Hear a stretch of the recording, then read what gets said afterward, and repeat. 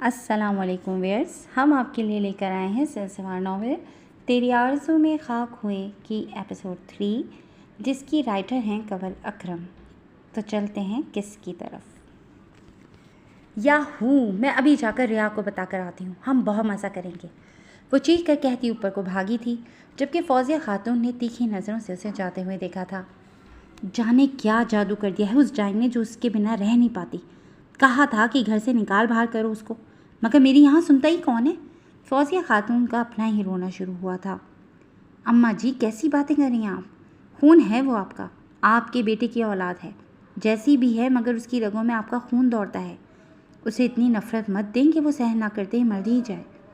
मरियम बेगम ने आबदीदा लहजे में कहा था। नहीं है वो हमारा खून, अल्लाह जाने ऐसा कौन सा गुनाह किया था हमने जो वो हमारे मत्थे जुड़ गई। मर जाए तो जान छूटे उससे, उन्होंने हकारत से कहा था, जबकि तब से चुप अफरासियाब अब फट पड़ा था। जिंदा कब है वो? चलती फिरती लाश है जिसके आपके रवैये ने अंदर से मार दिया है। वो जिंदा नहीं है दादी। जिंदा लोग हंसते हैं, खुश होते हैं, अपनी ज़िंदगी को भरपूर अंदाज से जीते हैं, जबकि रिया को अंदर से आपने और बाबा ने मार दिया है। उसका जो वजूद आप लोगों को दिखता है, उससे आपको कोई ख़तरा नहीं। सिर्फ आप लोगों की वजह से वो मुस्कुराने की बजाय रोती है, किसी खुशी को महसूस नहीं कर पाती। यहाँ इस घर में टहलने से डरती है कि कहीं आपको उसकी शक्ल देखकर गुस्सा ना आ जाए। खुदा आपसे सबका हिसाब लेगा, याद रखिएगा। अफरासियाब बोलने पर आया तो बोलता चला गया था। अफरासियाब, ये क्या तरीका है अपनी दादी से बात करने का? भूलो मत कि वो बड़ी हैं तुमसे, जिनका अदब तुम पर लाजिम है। कुछ गलत भी नहीं कहा उन्होंने जो तुम यूं भड़क रहे हो। मुराद साहब कमरे से बाहर आते उसकी बात सुन चुके थे, तभी गुस्से से बोले थे। आपको दादी तो ठीक नज़र आती हैं बाबा, मगर हम सब और रिया ठीक नहीं लगती, जो अंदर ही अंदर घुलती जा रही है। एक दिन आपको एहसास होगा कि आपने उसके साथ कितना गलत किया है, मगर तब आपके पास पछतावे के अलावा कोई चारा ना होगा। डरिए उस वक्त से जब क़यामत वाले दिन वो खुदा से आपकी शिकायत करेगी। सोचिएगा ज़रूर बाबा। वो दुख और तासुफ के मिले जुले तासुर से कहता वहाँ से वॉकआउट कर गया था। मिरहा के बार बार दस्तक देने पर वो दरवाज़ा खोल चुकी थी और हमेशा की तरह उसकी आंखें नम थीं। मिरहा ने तासुफ से उसे देखते उसे गले लगाया था। वो उससे बहुत मोहब्बत करती थी और उसे कभी भी एहसास कमतरी का शिकार होते नहीं देखना चाहती थी। मगर ये सिर्फ बाबा और दादी के रवैये का असर था कि वो ना सिर्फ एहसास कमतरी का शिकार थी, बल्कि बहुत हद तक डरपोक भी थी। फिर रो रही हो? मिरहा ने उसके आंसू साफ करते कहा, जो फिर से गालों पर फिसल आए थे। नहीं तो, रवानी से कहकर वो आंसू साफ करती बेड पर जा बैठी। अब वो उसे ये नहीं बता सकती थी कि दिल तो पहले ही भरा बैठा था, ऊपर से दादी की बातों ने कसर पूरी कर दी थी और उसे रोने का बहाना मिल गया था। उसका दिल एक अनजाने एहसास से धड़का था और वो एहसास उसे अर्शमान के बहुत करीब ले गया था। वो उससे मोहब्बत कर सकती थी, मगर हासिल नहीं कर सकती थी। उसकी फितरत थी एक लड़की की, जिसकी वजह से वो चाहकर भी अपने दिल को अर्शमान की तरफ माइल होने से ना रोक पाई थी। अर्शमान की आंखों से छलकती मोहब्बत और ज़िद्दी अंदाज उसे डरा गया था। वो किसी से उसके बारे में बात भी नहीं कर सकती थी, ना ही मिरहा को बता सकती थी कि एक अजीब सी झिझक और खौफ आड़े आ गया था। उसे अर्शमान से डर लगने लगा था। डर तो उसे इंसान की खाल में छुपे भेड़ियों जैसे हर मर्द से लगता था, मगर अर्शमान की नज़रों में प्यार, मोहब्बत, इज़्ज़त, मान सब कुछ था, लेकिन हवस नहीं थी। वो यूनिवर्सिटी से उसके घर तक आ गया था और ये चीज़ उसके खौफ में इजाफा कर रही थी। अगर मुराद साहब को पता लगता तो वो उसे घर से बाहर निकालने में एक पल ना लगाते, और वो यहाँ से कहीं नहीं जाना चाहती थी। अगर अपने घर से निकलती तो शायद ये इंसान उसे सुकून से जीने भी ना देता। तुम जानती हो ना दादी को कि वो ऐसी है, उनकी बातों को नज़रअंदाज कर दिया करो ना रिया। मिरहा ने उसके गुलाबी चेहरे और सुर्ख पड़ती आँखों को देखकर कहा था। वो मुझे और कुछ नहीं तो इंसान तो समझें। तकलीफ़ होती है मीरू, बहुत तकलीफ़ होती है, इरहा ने भीगे लहजे में कहा तो इरहा की आंखें भी नम हुईं। वो इरहा की तकलीफ़ का मदावा नहीं कर सकती थी, क्योंकि ये उसके बस में नहीं था। रो मत ना, ऐसे फिर मुझे तकलीफ़ होती है। जल्दी से रोना बंद करो, फिर तुम्हें एक मज़े की बात बताती हूँ, मिरहा ने कहा तो वो अपने आंसू साफ करती उसकी तरफ मुतवज्जह हुई। क्या बात? इरहा ने पूछा। भाई की शादी होने वाली है, मामा बाबा ने लड़की पसंद कर ली है और बहुत जल्द शादी होगी, मिरहा ने कहा तो उसके दिल में एक कसक सी उठी, मगर फिर खुद पर काबू पाया। सच? ये तो बहुत अच्छा है, तुम तो बहुत एंजॉय करोगी, इरहा ने हंस से कहा था। मैं नहीं, तुम भी बहुत एंजॉय करोगी, मिरहा ने उसे घूरा। तुम जानती हो मीरू, दादी और बाबा मेरा बाहर निकलना भी बंद कर देंगे। सारे रिश्तेदार आए होंगे, फिर वो कैसे मुझे शादी में शिरकत करने की इजाज़त देंगे। इरहा ने यासिया से कहा तो वो लब भेज गई। तुम फिक्र ही मत करो, जानती हो ना तुम्हारे बगैर भाई कभी शादी नहीं करेंगे। अब बस जल्दी से डेट फाइनल हो जाए, फिर हम ढेर सारी शॉपिंग करेंगे। मिरहा ने कहा तो वो सर हिलाती उसकी बातें सुनने लगी, जो अभी से शादी के हवाले से प्लानिंग करने लगी थी। वो बेदिली से उसकी बातें सुनते हुए हाँ में जवाब दे रही थी। लाइबा आंखें फाड़े सामने मौजूद अल्ताफ जिलानी और रज़िया बेगम को देख रही थी, जिन्होंने उसे अपना दो टूक फैसला सुनाया था। उसे यकीन नहीं आ रहा था कि उसके माँ बाप उसकी अबराज पाशा से शादी से इनकार कर चुके हैं। आप ऐसा कैसे कर सकते हैं डैड? लाइबा ने हैरत की ज़्यादती से गंग होते पूछा था। हम ऐसा कर चुके हैं बेटा, तुम अच्छे से जानती हो कि हमारे लिए तुम लोगों की खुशियाँ सबसे पहले हैं। हम ऐसा कोई फैसला नहीं करेंगे जिसकी वजह से तुम लोगों की ज़िंदगियाँ बर्बाद हो जाएं। रज़िया बेगम ने उसके शौक तासुरात देकर कहा था। तो फिर ये सब क्या है? मेरी खुशी अबराज में है ना कि किसी और में? फिर आप कैसे ही फैसला कर सकते हैं कि मैं अबराज की बजाय किसी और से शादी करूं?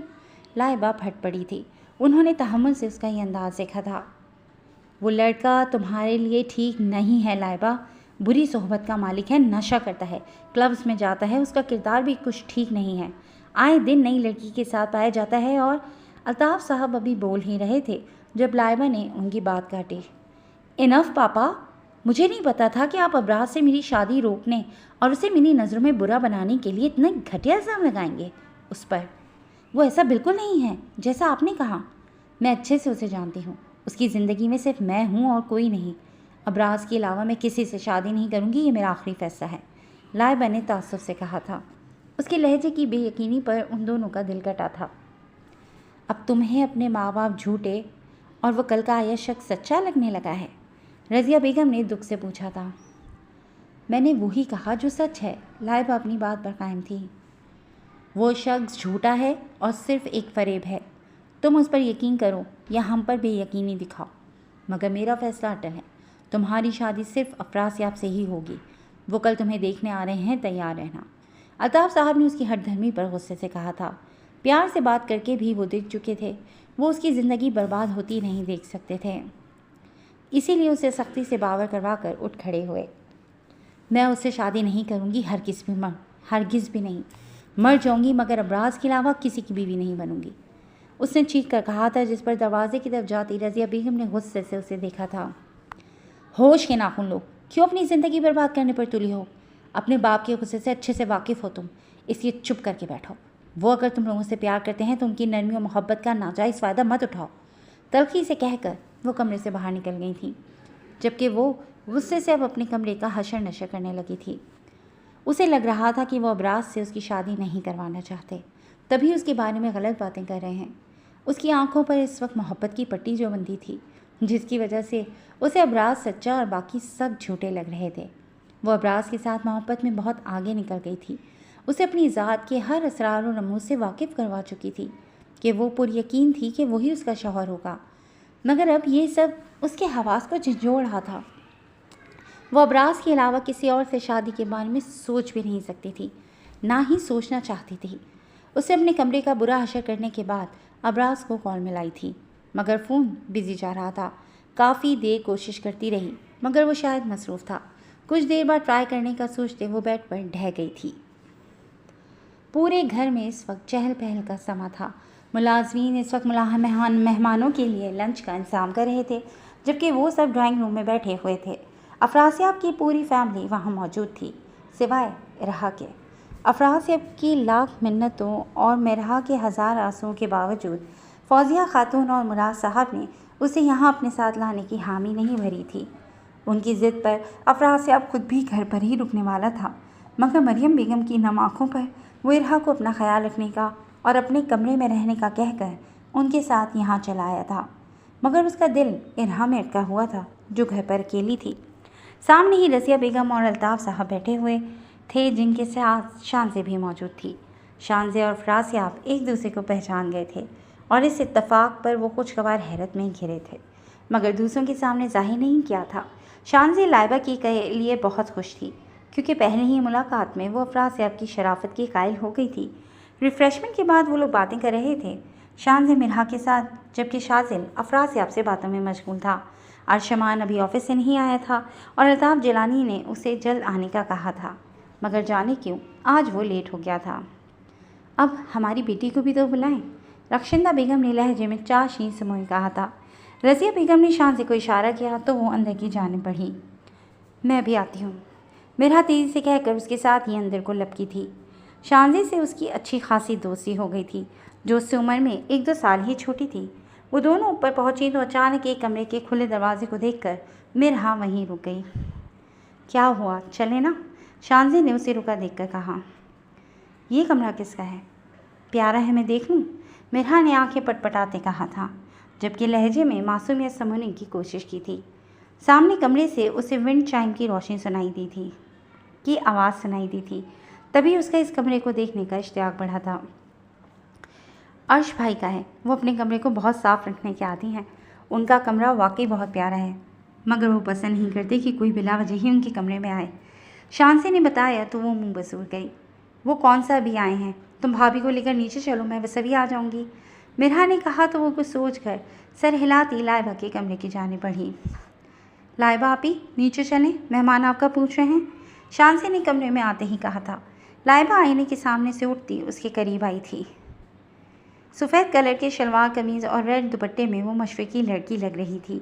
उसने अबराज से बात कर ली थी और उसने जो कहा था उसे सुनकर वो पुरसकून थी। अब बस सही वक्त का इंतज़ार था। अबराज ने न जाने उसे क्या कहा था कि वो आज बगैर किसी ज़िद और शोर शराबे के खुद ही तैयार होकर मेहमानों के सामने जाने को तैयार थी।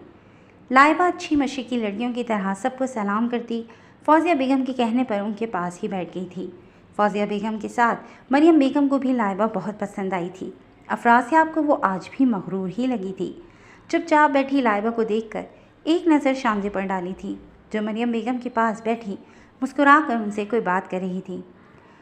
लुंगी शलवार और घुटनों से थोड़ा ऊपर आती कमीज़ के साथ दुपट्टा नफासत से सर पर जमाए वो बहुत दिलकश लग रही थी। लाइबा ने दुपट्टा कंधे पर लटका रखा था, जबकि एक जाने पाल आगे को कर रखे थे। मेकअप में वो बहुत हसीन लग रही थी, मगर बगैर मेकअप की भी शान से भी एक अजीब सी दिलकशी थी। दोनों बहनों में कितना फ़र्क था। एक नहायत नरम खौ थी तो दूसरी खुदसर। उसने सोचकर सर झटका था। बाकी सब बातों में मसरूफ़ थे और वो खामोशी से उनका मवाजना करने में।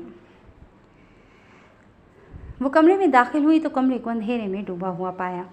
सिर्फ बालकनी के ग्लास वॉल से छंगराती रोशनी ही कमरे को रोशन कर रही थी। कमरा बहुत बड़ा और खूबसूरत था। जहाज़ी साइज़ बेड कमरे के बीचों बीच था, जबकि एक तरफ ड्रेसिंग रूम का दरवाज़ा था। बेड के बिल्कुल सामने एलईडी लगी हुई थी, जबकि एक तरफ ड्रेसिंग टेबल मौजूद था। दीवारों पर जगह जगह अर्शमान की तस्वीरें अपनी खूबसूरती आया कर रही थीं। मिरहा की नज़र उन पर पड़ी तो वो वहीं ठहर गई। काली आंखों वाला अर्शमान बिलाशुबा बहुत हैंडसम था। मुख्तलिफ पोजेस में खड़ा गंदमी रंगत और संजीदा शख्सियत का हामिल अर्शमान जिलानी पल में उसका दिल धड़का गया था। वो चलती हुई दीवार के पास आकर रुकती उसकी तस्वीर गौर से देखने लगी थी। अभी वो उसकी तस्वीरें देखने में महव थी, जब अचानक उसे अपने पीछे दरवाज़ा बंद होने की आवाज़ सुनाई दी। वो चौंक कर पलटी और आने वाले को देखने लगी, जो बगैर उस पर ध्यान दिए अपना कोट उतार रहा था। कोट उतारकर टाई की नॉट ढीली की। अभी वो शर्ट उतारता कि उसकी नज़र दीवार के पास किसी वजूद पर पड़ी, जिसका चेहरा वाज़े नज़र नहीं आ रहा था। कौन है? वो पूछता हुआ उसकी जाने बढ़ा, जबकि वो उसकी भारी सर्द आवाज़ सुनकर अपनी जगह पर जमी रह गई। मैंने पूछा अभी वो उसके करीब आता फिर से अपना सवाल दोहराने लगा था, जब उसके चेहरे पर नज़रें पड़ते ही उसकी आवाज़ हैरत से हलक में अटक गए। वो बेखुद सा चलता उसके करीब आया, जो उसे अपने करीब आता देखकर पीछे दीवार से लग चुकी थी। शलवार कमीज़ में मलबूस, सर को हिजाब में लपेटे, कंधे पर सूट का हम रंग दुपट्टा लटकाए, वो हमेशा की तरह ग्रेसफुल लग रही थी। बहुत खूबसूरत लग रही हो, वो उसको इरहा समझकर मुजस्सिम पाकर मुस्कुराता हुआ बोला था, जबकि मिरहा तो उसकी मुस्कुराहट में ही खो गई थी। मैं इस कोशिश में रहता हूँ तुम्हारी झील सी आँखों पे कोई शायरी लिखूं, मगर जब भी नज़र भरकर तेरी आँखों को तकता हूँ तो सब कुछ भूल जाता हूँ। मेरे अल्फाज तिनकों की तरह तेरी मखमूर आँखों के समंदर में कहीं पर डूब जाते हैं। मेरी गज़लें, मेरी नज़में वहीं दम तोड़ जाती हैं। मुनासिब से कोई अल्फाज मिलते ही नहीं मुझको, जिन्हें तहरीर में लाकर तेरी आँखों पे कुछ लिखूं। मगर फिर भी ए जाने जा, मैं इस कोशिश में रहता हूँ कि तेरी झील सी आँखों पे कोई शायरी लिखूं। भले नाकाम रहता हूँ मगर जब भी मिले फुर्सत इसी कोशिश में रहता हूँ कि तेरी झील सी आँखों पे कोई शायरी लिखूं। तू मेरा फ़न मुकम्मल हो, मेरा भी जाने माने शायरों में नाम आ जाए। मुझे भी सब कहें वल्लाह क्या उम्दा लिखा तुमने। मगर ये जब ही मुमकिन है अगर तेरी हंसी आँखों पे कोई नज़्म हो जाए। मगर अल्फाज की किल्लत ने मुझको बांध रखा है। मैं लिखना चाहता हूँ पर तेरी जादू भरी आँखों को जब भी जहन में लाऊं तो सब कुछ भूल जाता हूँ। अगर कुछ याद रहता है तो वो आँखें तुम्हारी हैं। वो गंभीर लहजे में अपनी दिली कैफियत बयान कर रहा था, जबकि वो दुम साधे उसे सुन रही थी। अपने घर वालों के साथ आई हो ना? वो नीम अंधेरी की वजह से ये नहीं देख पाया था कि उसकी थोड़ी पर दिल नहीं है। वो इरहा नहीं, मिरहा है।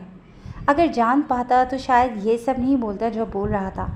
उसके सवाल पर बिरहा ने मकानी अंदाज में सर असबात में हिला दिया था। बहुत जल्द मैं तुम्हें यहाँ ले आऊँगा, इस कमरे में, वो भी पूरे हक से। बहुत जल्द मेरे नाम से जानी जाओगी।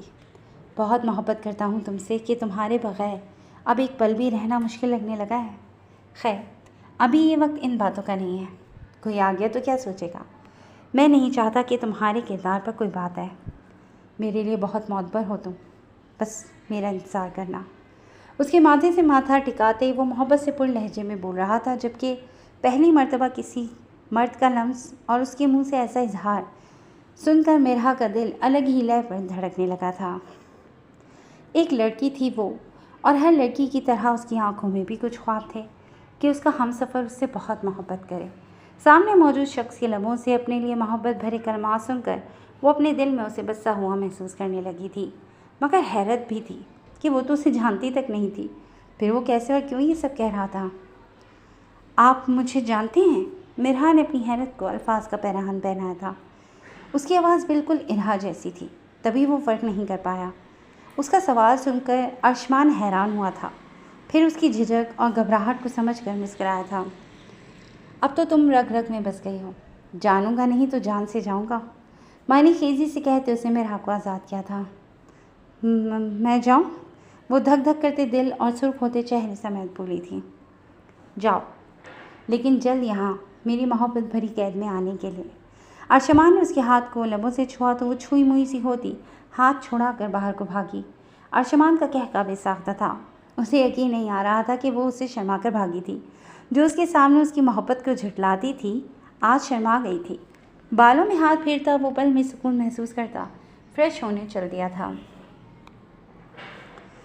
बाहर आकर उसने गहरे सांस भरते अपने चेहरे पर हाथ फेरे थे ताकि खुद को कंपोज कर सके। भूरी आंखें मोहब्बत की दीप जला चुकी थीं। ये जाने पर है कि मोहब्बत का खारदार रास्ता वो तय भी कर पाएगी या नहीं। खुद को कंपोज करके वो दुपट्टा दुरुस्त करती तेज़ी से नीचे की जानिब चल दी। वो नीचे पहुंची तो लाइबा फौजिया खातून के पास बिराजमान थी। शान से पटर पटर बोल रही थी, जबकि बाकी सब उसकी बातें सुन रहे थे। मिरहा ने लाइबा से सलाम दुआ लेते उसकी खैरियत दरियाफ़्त की थी। वो बहुत खूबसूरत थी और अफरासियत के साथ यकीनन अच्छी लगती। हमें तो लाइबा बहुत पसंद आई है, बस आपकी हाँ के मुंतज़िर हैं, मरियम बेगम ने अपनाइया से कहा था। ये तो आपका बड़ापन है बहन जी, हमें भी इस रिश्ते पर कोई एतराज़ नहीं, अल्ताफ़ साहब ने खुशदिली से कहा तो सबके चेहरे खुशी से खिल उठे। मैं मिठाई लेकर आती हूँ। शान खुशी से चहकती उठकर बाहर निकल गई थी। उसकी खुशी देखकर अफराज अफसर झटकता मुस्कुरा उठा था। कुछ ही देर में सबका मुंह मीठा करवा कर उसने उन्हें लंच रेडी होने का पैगाम दिया था, जिस पर वो सब उठकर डाइनिंग हॉल की तरफ चल दिए थे। मिरहा की नज़रें अर्शमान को तलाश रही थी, मगर वो कहीं नहीं था। फिर अचानक ही उसकी मुराद भर आई। अस्सलाम वालेकुम एवरीवन। खुशबू में नहाया इनफॉर्मल ड्रेस में मलबूस अर्शमान अपनी मर्दाना वजाहत लिए उन सबको मुश्तरका मुखातिब करके बोला था। उसकी आवाज़ सुनकर मिरहा का दिल धड़का और वो बेसाख्ता सर झुका गई। गंदमी रंगत और संजीदा शख्सियत उसे एक अलग ही रूप बख्श रही थी। मुराद साहब को वो बहुत सुलझा हुआ और अच्छा लगा था। वैसे तो वो उसे देख चुके थे और जानते भी थे, मगर आज मिल बैठने का इत्तेफाक पहली बार हुआ था। सबसे मिलते उसकी नज़र हिजाब वाले झुके सर पर पड़ी थी। बेसाख्ता उमड़ती मुस्कुराहट को उसने लब भेज कर रोका था। पहले उसे नीम अंधेरे में देखा था, मगर अब दिल चाह रहा था कि पूरी रोशनियों में उसके चेहरे का दीदार करें। सबके बैठने के बाद इत्तेफाक से उसे मेरा के बिल्कुल सामने वाली जगह मिली थी। वो सुकून से बैठा अब उसके झुके सर को देख रहा था। साथ साथ वो मुराद साहब के सवालों का जवाब भी दे रहा था। अफरासियाब उसके साथ ही बैठा था, जबकि लाइबा अपने कमरे में जा चुकी थी, जिसे सब ने शर्म का नाम दिया था। मुलाजमा खाना लगा चुकी तो सब खाने की तरफ मुतवज्जह हुए। खाने के दौरान सब मर्द हज़ार बिजनेस की बातें करते रहे थे, जबकि ख़वातीन अपनी ही बातों में लगी हुई थी। इनके सिर्फ शानजे थी जो मिरहा के साथ शॉपिंग की बातें कर रही थी। वो मिरहा के साथ और अफरासियाब के बिल्कुल सामने बैठी थी। शानजे और शमान की मिरहा की तरफ बार बार उठती नज़रें और मिरहा का झुका सर महसूस कर चुकी थी, और ये बात उसे अच्छे से समझ आ गई थी कि अर्शमान मिरहा को पसंद करता है। मिरहा ने एक बार भी सर नहीं उठाया था, तभी अर्शमान उसका चेहरा देखने से महरूम रहा था। ये रायता पास करना बेटा, अफरासियाब ने मिरहा को कहा था। तभी वो चौंक कर सर हिलाती अपने पास पड़ा बाउल उठाकर अफरासियाब की तरफ बढ़ाने लगी थी। इस दौरान अर्शमान की तरफ देखने से मुकम्मल गुरेज किया था। अर्शमान जो उसके चेहरा उठाने की ताक में था, उसकी नज़र मिरहा के चेहरे पर फिसली थी और भूरी आंखों से होती उसकी थोड़ी पर जा टिकी थी, मगर उसके माथे पर बल पड़े। जब उसने उसकी थोड़ी को शफाफ पाया, वहाँ कोई तिल नहीं था, वो तिल जिसमें उसका दिल अटक कर रह गया था। उसकी निगाहें मिरहा पर जमी हुई थी, जबकि मिरहा सुर्ख होती वापस सर झुका गई थी।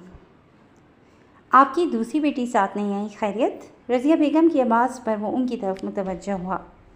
जी, उसकी कोई दोस्त उससे मिलने आई हुई थी तभी।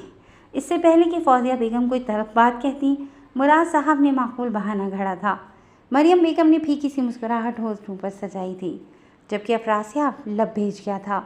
मिरहा ने शिकवा के ना निगाहों से बाप को देखा और फिर रुख मोड़ लिया।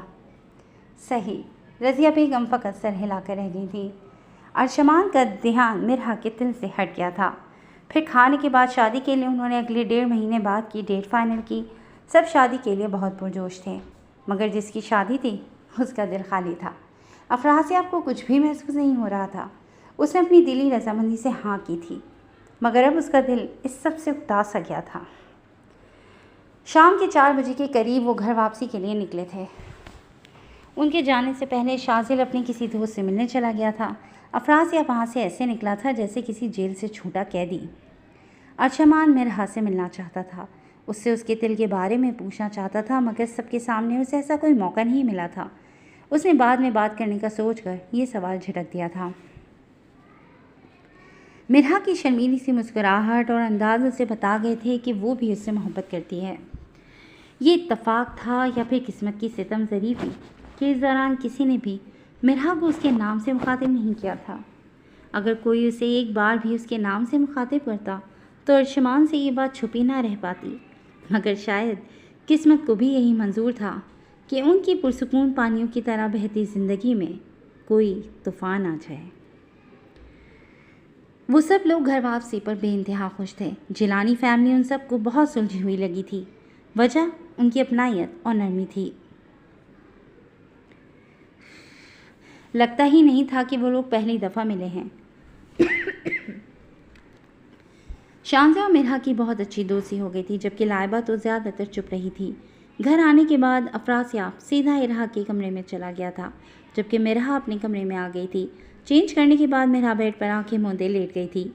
जहन के पर्दे पर अर्शमान का चेहरा, माथे पर अर्शमान के माथे का लम्स और समातों में अर्शमान के अल्फाज गूंज रहे थे। वो बेयकीन थी कि अर्शमान ने वो सब कह दिया जो उसकी तस्वीर देखते ही उसके दिल ने महसूस किया था। पहली ही नज़र में वो हैंडसम सा पुरवकार मर्द उसे बेहद पसंद आया था। दिल ने चुपके से उसकी हमसफ़री मांगी थी और उसकी दुआ इतनी जल्दी कबूल हो गई थी कि वो यकीन करने में तामुल का शिकार हो रही थी। वो खुश थी और बेइंतहा थी। अगर पता होता कि उसकी यह खुशी अधूरी होने वाली है तो शायद अपने आप को आगे बढ़ने से रोक लेती, मगर अर्शमान की पेशकदमी ने उसके दिल में हज़ारों फूल खिला दिए थे। कसूर इरहा का नहीं था जो उनके घर नहीं जा सकी थी, कसूर मेरा कभी नहीं था जो अर्शमान के सामने आ गई थी, और कसूर तो अर्शमान कभी नहीं था जो मेहरा के अक्स को इरहा समझकर उससे मोहब्बत का इजहार करके उसके दिल में नए शगुफ़े खिला चुका था। ये सब शायद किस्मत में ऐसे ही होना लिखा था। उसे ये खुशखबरी जल्द अज जल्द इरहा को सुनानी थी, मगर जानती थी कि वहाँ अफरासियाब होगा, तभी सब्र करती अपने कमरे में थी। वो इरहा की तरह अपनी बातें दिल में नहीं रखती थी, बल्कि हर बात इरहा को बताती थी। वो अपने कमरे में बैठी डायरी लिख रही थी जब अचानक दरवाजे पर खटका हुआ। उसने जल्दी से डायरी को राइटिंग टेबल की दराज में रखकर लॉक लगाया। तब तक कोई दरवाज़ा खोलकर अंदर आ चुका था। उसने पलट कर देखा, वो अफरासियाब था। उसने दुपट्टा गले से निकाल कर सर पर ओढ़ा तो वो मुस्कुराया। बोर तो नहीं हुई? अफरासियाब ने उसके सर पर हाथ रखा तो वो मुस्कुराई। नफ़ी में सर हिला गई। मैं जानता हूँ बाबा और दादी का रवैया तुम्हारे साथ अच्छा नहीं है, जिस पर मैं चाहकर भी कुछ नहीं कर सकता। मेरी बातों का उन पर असर ही नहीं होता, मगर तुम फिक्र मत करो, इंशाल्लाह सब ठीक हो जाएगा, अफरासियाब ने तासुब से कहा था। मुझे अब फ़र्क नहीं पड़ता भाई, मेरे लिए आपकी और मीरू की मोहब्बत ही काफ़ी है, मुझे और कुछ नहीं चाहिए। इरहा ने मुस्कुरा कर कह दिया। उसके बाद उससे सर टिकाया था।